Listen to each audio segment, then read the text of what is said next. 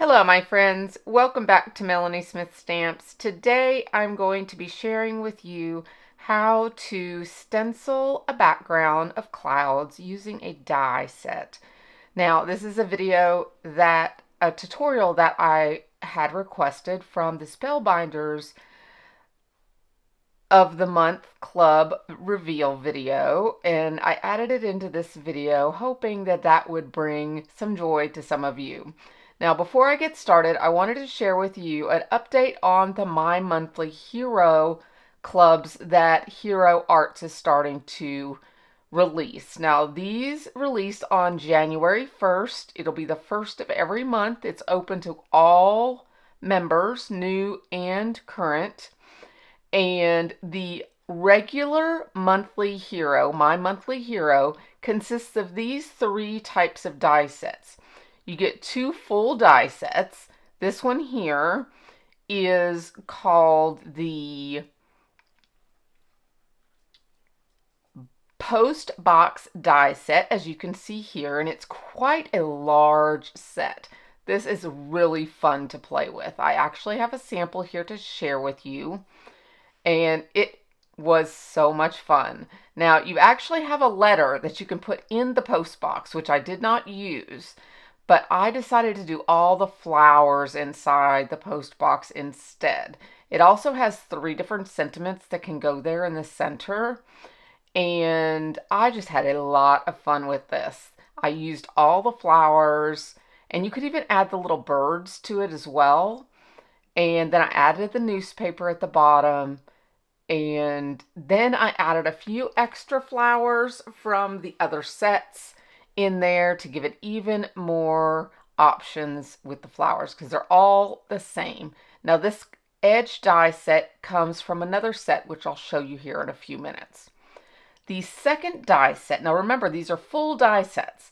This set here is called Mini Note Card Die Set. This is a different size note card as the one previously. It has a little envelope and an actual card that goes in the envelope. Now, in my sample here, of course, all of you know I'm a Better Press babe, and I better pressed my card that's in the envelope. I just had to. That is an actual Better Press plate from Hero Arts that I used on the front of my card. And then I also used some of the dies in this set to do the little seal on the card, which I thought was adorable, the little seal. And the card itself can open and close, but I chose to actually glue it shut and glue it straight into the card as well. And then I put the seal right there that would have been closed with the actual envelope, which is right there. So lots more flowers here. Those flowers I used in the first card as well. And your little note card here is just precious because it scores the center line and you actually have the full note card. Those dies right there at the bottom, right there I'm pointing to, are the actual seal. And then you have all these other flowers that I used in that first card there, which just add to the possibilities that these dies can do. Now the third set in the My Monthly Hero subscription is the Special Delivery Stamp and Cut. Now you get this full stamp set, which is precious. We're going to be using this in our sample today that we're making. We're going to make the puffy clouds as our background, and then I have actually pre-stamped and colored some of those images to use in our scene that we're doing. So you get all 3 of those for the My Monthly Hero price of $45. Now, the My Monthly Superhero includes these extra 2 sets on top of the 3 that I've already showed you. Now, this is a subscription that was once released previously, this lineup, this layout of 2 options, and it was so popular that when Hero Arts changed the subscription model, people wanted it back. Customers, all of you spoke, and Hero listened and has brought it back, And you guys have spoke again, because the My Monthly Superhero has already sold out. It literally sold out on day one. So I'm hoping, and I bet you a lot of you are hoping, that they order more in, because you guys have spoken and said, yes, we want the My Monthly Superhero, because a lot of people are wanting it and it's now not available. And one thing that is true with My Monthly Hero and My Monthly Superhero is when they're sold out forever. So these are the two that did come with the ones, if you were lucky to get one. And here is my sample. I had so much fun putting this together. Now I just did one sample because by the time I was making this, they were already sold out. But I combined the two, and I had so much fun creating this little dog. And all three of these were just a joy to make. And we're going to make the fourth one coming up here. Now, for our tutorial, I am using this cloud die from the Spellbinders Club Kit's large die of the month. This is a tutorial that had quite a lot of interest in my reveal video for Spellbinders. It did not win my viewer's choice, but I thought I would share the technique here in my Hero Arts video. So the die I'm using is from the Stitching of the Month Club. It's this die right here. It's just a little border die. You probably have a border cloud die in your stash that you could do this with. So if you have one, use what you have. And all I'm going to do is cut it out of a piece of scrap paper. I'm going to cut it once here, and then I'm going to reline it up, and I'm going to cut it again so I have a longer piece here of clouds.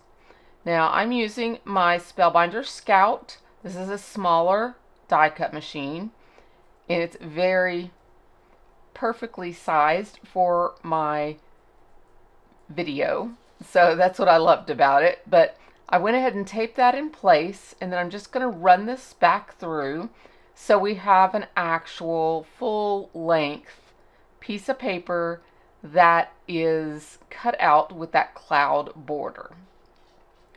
Now in the sample of the stitching card, they've used this twice on top of each other, I believe, and created just the clouds and layered them like this, as in pieces of paper, as die cuts. But what we're going to do is use this as our stencil. And the reason I did it as a double length is because I want more options, as in how we can move the stencil back and forth so it's not the same exact cloud pattern each time we stencil with it. And you could even make this even longer if you wanted to. I mean, the sky's the limit on how long you make your stencil when you have a die to do it with. You could also use, and I've done this in the past, it does just as good of a job. You can also use a scallop punch.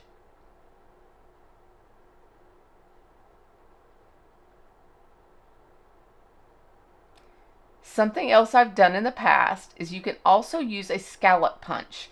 And with your scallop punch, you can cut out a bunch of scallops and hook them together to create an edge that is all scalloped in different heights and layers. And then you can do the same exact thing as I'm doing here. Now I apologize for any of the camera blurriness. That tends to happen when you're using your hand going back and forth, back and forth. And that tends to happen when you're moving on and off screen like that, or using your arm and going off and on to an ink pad. So I'm just showing you here how I'm going to line up different ways each time. You don't want your clouds to be the same exact design all the way down. So I'm just kind of moving it around, and I'm kind of lining up the little crescents of the clouds so that they kind of meet on the edges. That way they look natural. Now you can make these as close or as far apart as you want to, In my first sample where I did the purple background, I actually had them farther apart. And in this sample, I do them a little closer together. So at the end, when I show you both of them, you'll be able to see the difference. So when you're stenciling here, don't go all the way up and fill the white space. The white space is what becomes the puffy cloud. So you want to leave that white space. And remember, the blue part, or purple if you're doing purple, the blue part is your actual sky itself. So the white that's left is your actual cloud. And this is such an easy technique. And it looks different every single time you do it. But it always looks real. And that's just the coolest thing about it. Now I'm going to do this almost all the way down to the bottom. I was thinking about making that a little wider. I like to maneuver it around and get an idea of what it's going to look like depending on how far or which direction I tilt it, and try to make them different each way. You don't want it to look like the same pattern all the way down. You want it to look natural as much as possible. But I love doing this. This is one of my favorite backgrounds to do. And I love that so many of you wanted to see it also, because it is something fun and easy that anybody can do.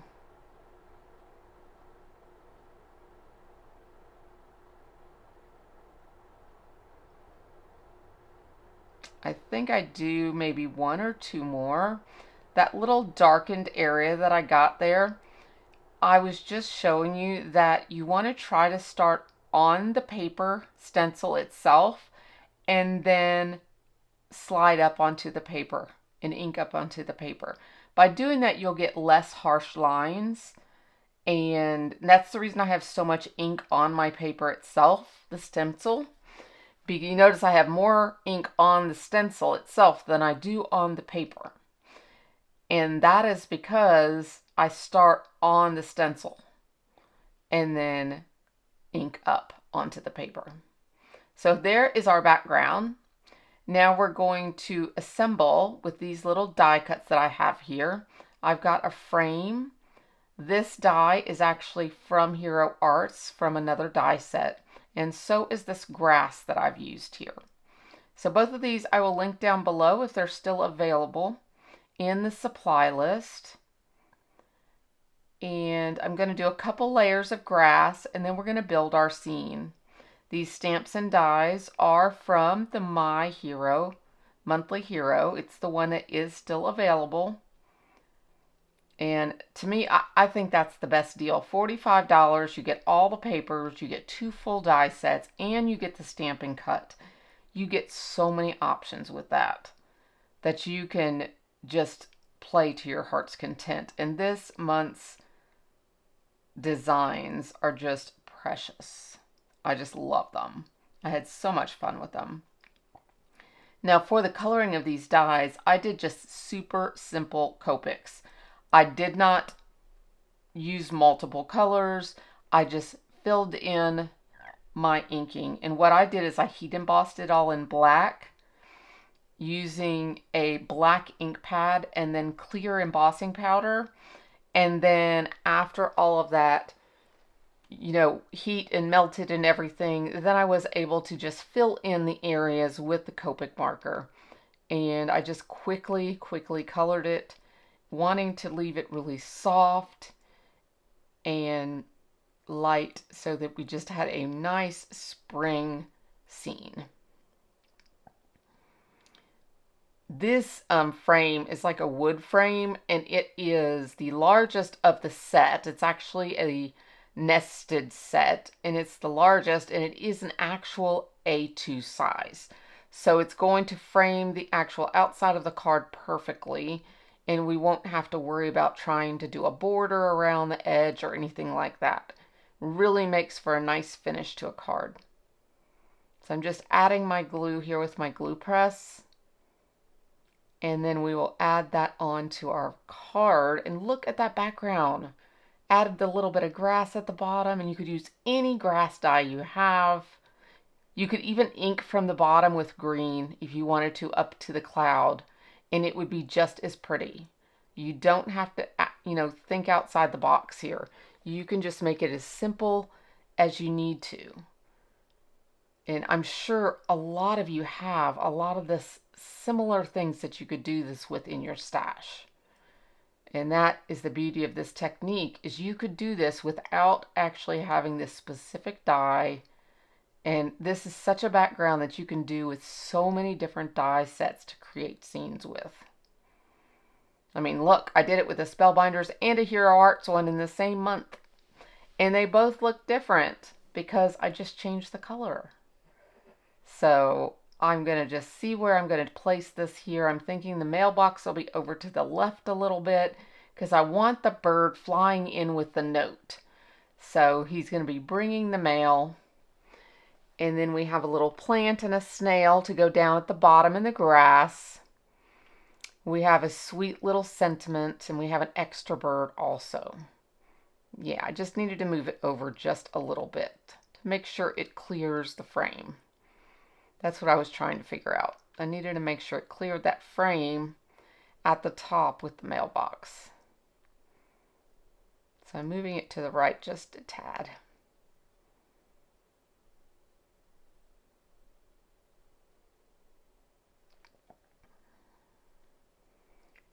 And then I think I'm going to pop this up a little bit to just give some dimensions. And so far, this is a pretty flat card. I have to grab my adhesive there in front of me. These are my 1 and 2 millimeter foam squares. So I'm going to use my little ones here. These are the 2 millimeter for this. And we'll just put a few of these on here. I tend to go a little overboard, but that's okay. I like my things to stay stuck. So just grab these easy to remove backings off, which is one thing I love about these foam squares. So easy to get off. And then we will place that mailbox right on there. So precious. Love, love, love. Okay. Then I've got our little plant down there to give us a little flower.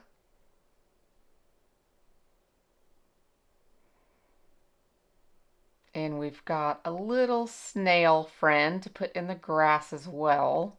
Look at him. Is he not precious? We'll just put a little 1 millimeter on him if I can find a 1 millimeter square here. Yes, here we go. I've got my thinner ones here.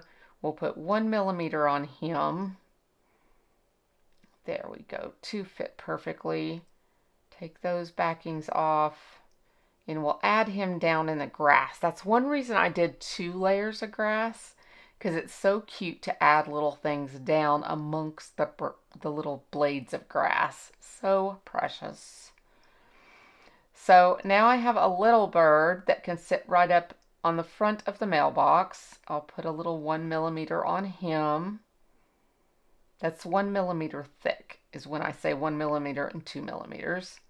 Just is a little more, it's a little thinner than our 2 millimeters. And on the mailbox I used 2 millimeters, so my bird is 1 millimeter, so it's not too thick on there.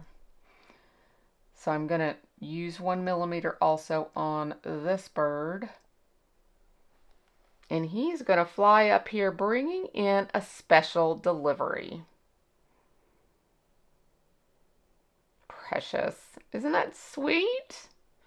So we're just going to add his little note there to the background. We'll use some glue straight onto the background there. And we'll just add that right behind his beak, so it looks like he's holding it in his beak. And then we just have the special delivery sentiment. Now for the sentiment, I did 2 extra blanks on regular paper, and then I glued those on the back, and that gives it dimension as well. About the same as a 1 millimeter foam square. So it just has it so it's not flat on the background. And just straighten it just a little bit before that glue dries. There we go. And there is our finished card. So you're going to have to let me know what you think of that tutorial. And here is the one that I made for the Spellbinders Large Die of the Month Club. So there's your tutorial, everybody. And I hope you had a great time seeing that. Thank you so much for checking my video out, and I will see you in the next one. Bye-bye for now.